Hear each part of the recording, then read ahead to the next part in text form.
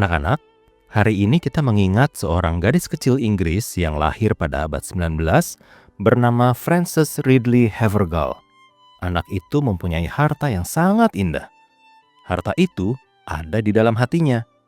Suatu kali ketika liburan, ia berkunjung selama 5 hari ke sebuah rumah yang ditempati 10 orang. Namun dalam rumah itu tidak ada sukacita. Terus, apa istimewanya, Ma? Dia sedih karena peristiwa itu dan berdoa. Kira-kira apa doanya ya, Ma?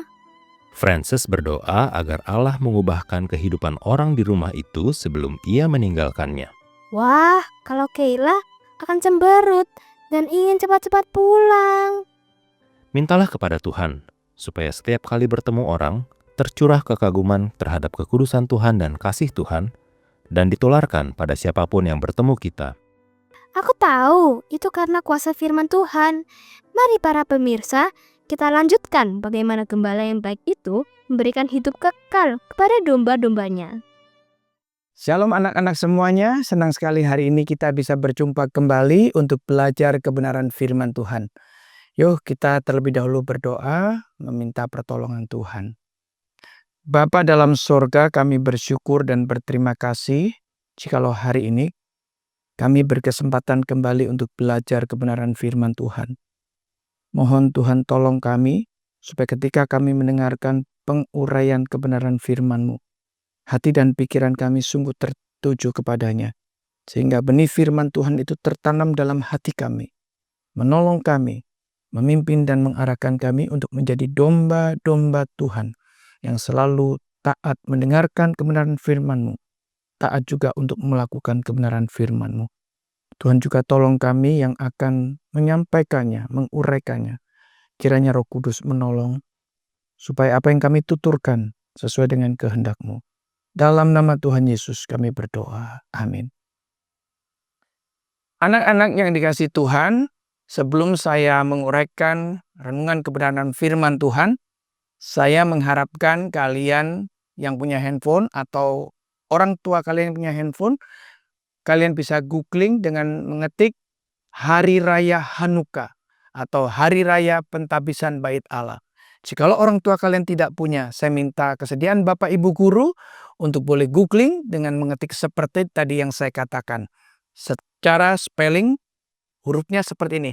H, A, N, U, K, K, A, H. Mengapa saya minta ini?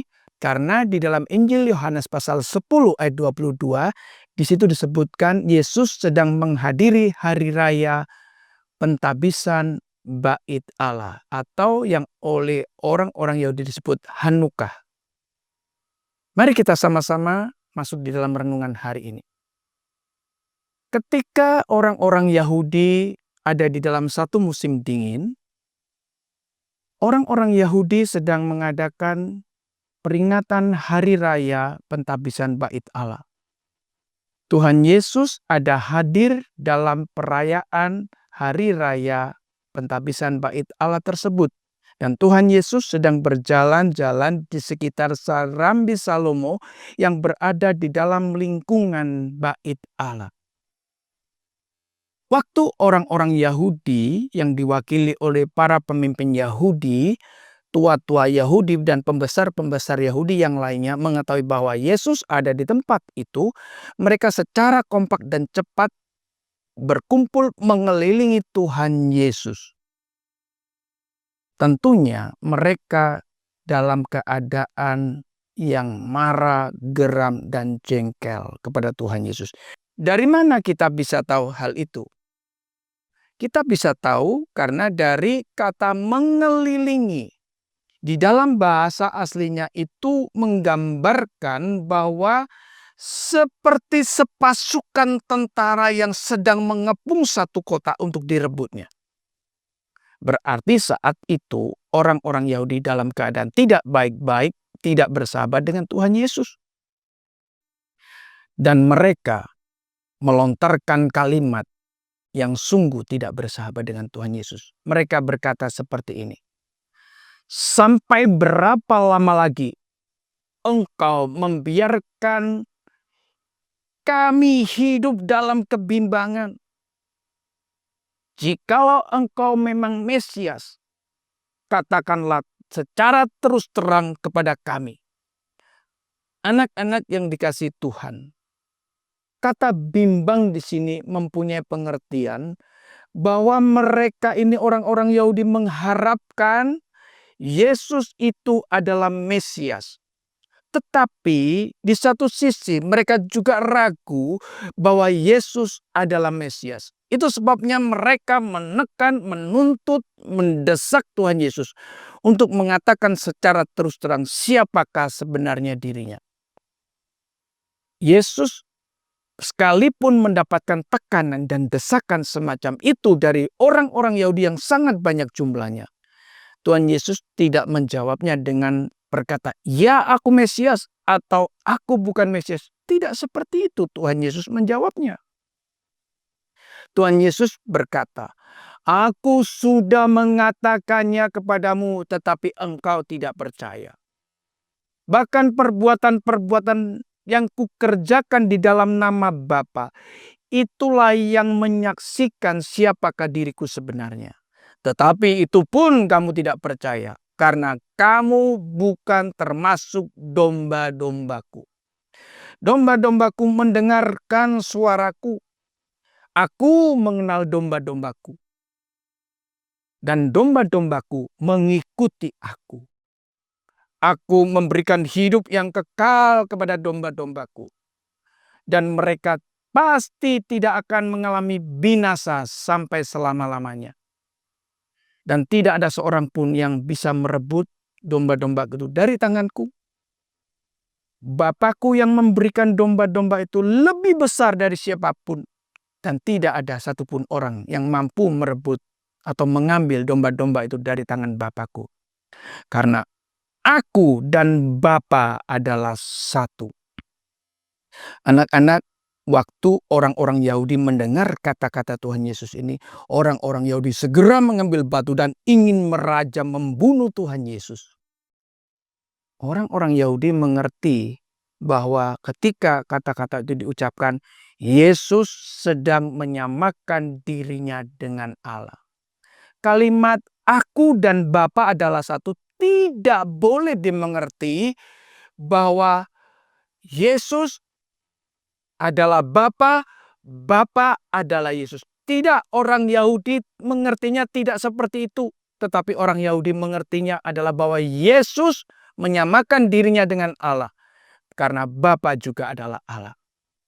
Jadi satu itu bukan bilangan, bukan angka. Tetapi hakikatnya. Kalau Bapa adalah Allah, maka Yesus adalah Allah. Anak-anak yang dikasihi Tuhan, ketika Tuhan Yesus mengetahui bahwa mereka marah seperti itu, Tuhan Yesus dengan tenang berdiri menjawab, "Bukankah aku sudah menunjukkan perbuatan-perbuatan baik dari Bapakku kepadamu? Dari sekian banyak perbuatan baik mana yang menyebabkan engkau tergerak untuk melempari aku atau merajam aku dengan batu?" Mereka menjawab orang-orang Yahudi, "Bukan karena perbuatan baik yang kau kerjakan, tapi karena engkau menghujat Allah. Engkau menyamakan dirimu dengan Allah walaupun engkau adalah manusia." Tuhan Yesus berkata kepada orang-orang Yahudi, "Bukankah di dalam kitab Tauratmu ada tertulis bahwa kepada siapa Allah berfirman dan orang itu menyampaikan firman itu dalam nama Allah, orang itu juga disebut dalam tanda kutip A kecil, L kecil, L kecil, A kecil, H kecil, disebut Allah." Artinya mereka dipakai oleh Tuhan untuk menyuarakan suara kebenaran Allah. Apalagi diriku, aku ini sudah dikuduskan oleh Bapa, diutus oleh Bapa. Anak-anak yang dikasihi Tuhan, ketika Tuhan Yesus menjelaskan seperti itu, mereka terdiam dan Tuhan Yesus berkata, "Jika engkau tidak percaya kepadaku, setidaknya engkau percayalah pada pekerjaan-pekerjaan yang aku lakukan. Supaya engkau tahu bahwa Bapa di dalam aku dan aku di dalam Bapa." Wow, mendengar perkataan semacam ini, orang-orang Yahudi semakin marah. Tetapi karena waktunya belum tiba untuk Yesus mengalami kematian, Yesus terluput atau terhindar dari pembunuhan orang-orang Yahudi saat itu. Dan Tuhan Yesus segera meninggalkan tempat itu. Tuhan Yesus menuju ke sebelah timur Sungai Yordan, tempat di mana Yohanes Pembaptis pernah membaptiskan banyak orang dan membaptiskan diri Tuhan Yesus. Di situ Tuhan Yesus tinggal sementara untuk mengadakan perlindungan dan sekaligus memberitakan kebenaran kerajaan Allah. Dan luar biasa, ada banyak orang yang percaya kepada Tuhan Yesus Kristus. Anak-anak yang dikasihi Tuhan Yesus Kristus, hari ini tidak ada alasan lagi buatmu dan buatku dan buat siapa saja untuk tidak percaya bahwa Yesus adalah Mesias. Jangan menjadi bodoh seperti orang-orang Yahudi di dalam zaman lampau. Ketika Yesus jelaskan bahwa dirinya Mesias, mereka masih menolak. Tapi hari ini kau dan aku sudah sangat banyak bisa mendengarkan pemaparan, penguraian firman Tuhan yang memberikan penjelasan bahwa Yesus adalah Mesias. Yesus adalah satu-satunya juru selamat. Mari kau dan aku tidak membuang-buang waktu itu dengan sia-sia. Jadilah domba-domba milik Kristus, supaya kau memperoleh hidup yang kekal, supaya kau tidak mengalami kebinasaan sampai selama-lamanya. Mari sekali lagi saya ajak, jadilah domba-domba milik Tuhan Yesus Kristus. Amin. Mari kita sama-sama tundukkan kepala dan kita berdoa. Bapa dalam sorga, kami sungguh sangat bersyukur dan berterima kasih. Jikalau hari ini kami diberikan kesempatan untuk mengerti akan kebenaran firman Tuhan. Bahwa Yesus Kristus yang pernah lahir dan menjadi manusia adalah Allah, juga Mesias yang menjadi juru selamat bagi kami manusia yang berdosa. Ajarkanlah Tuhan kami untuk menjadi domba-domba-Mu yang senantiasa mempunyai kerinduan untuk mendengarkan suara-Mu. Karena Engkau mengenal kami. Dan kami juga terus-menerus mempunyai kerinduan yang tak pernah habis dari hidup kami. Untuk kami menjadi domba-domba yang mengikuti akan Kristus. Terima kasih Tuhan untuk hidup kekal yang Tuhan berikan dalam hidup kami. Terima kasih Tuhan untuk kami tidak binasa sampai selama-lamanya. Dalam nama Tuhan Yesus kami berdoa. Amin.